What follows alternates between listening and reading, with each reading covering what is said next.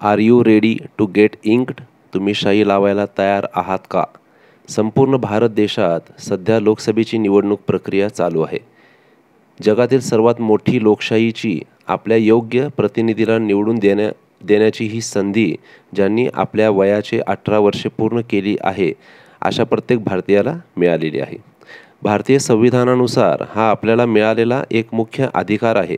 हो, या अधिकाराबरोबरच आपले हे कर्तव्यसुद्धा आहे, तो आपण यंदा मतदान करून पार पाडायचा आहे.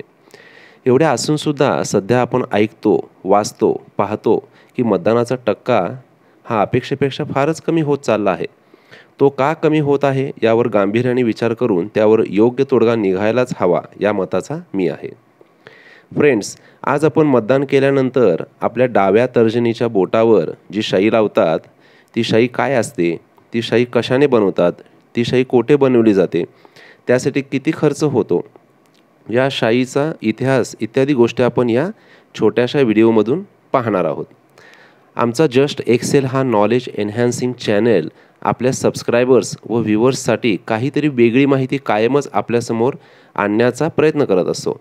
तर हा प्रयत्न आपल्याला नक्कीच आवडेल अशी आशा करतो. Let's start. Story of indelible Inc.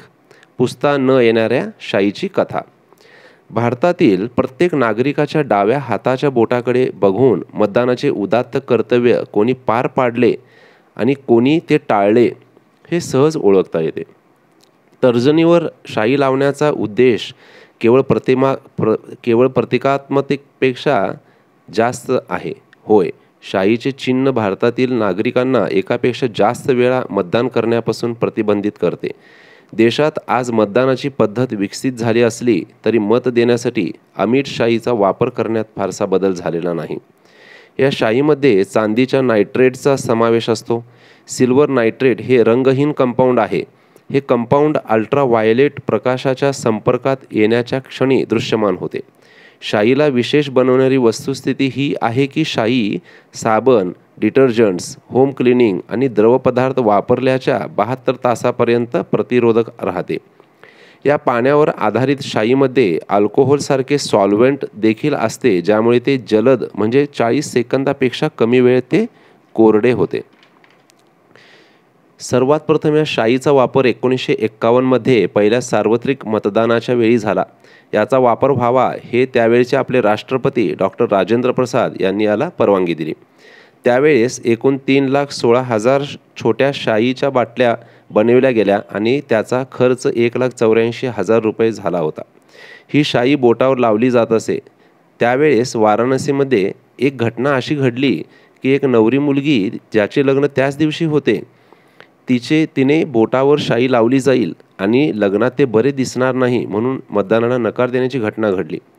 त्याचबरोबर काही ठिकाणी अशाही घटना घडत होत्या की बोटावर लावलेली शाई खूप खरडून निघूनही जात असे.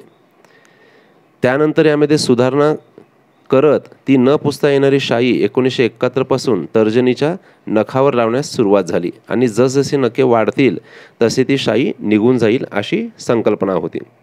1960 पासून ही शाई Mysore paints and varnish Karnataka या कंपनीत बनवण्यात येत आहे. ही शाई बनवण्यासाठी CSIR या नॅशनल फिजिक्स लॅबोरेटरी यांच्या फॉर्म्युलाप्रमाणे ते बनवण्यात येते.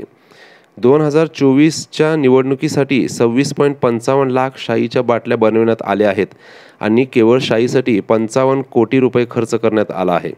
So are you ready to get inked? तर मग आपण तयार आहात का लोकशाहीचे चिन्ह आपल्या बोटावर अंकित करण्यासाठी? जरूर मतदान करा. हा आपला आवाज आहे, हा आपला अधिकार आहे, हे आपले कर्तव्य आहे. धन्यवाद. थँक्यू.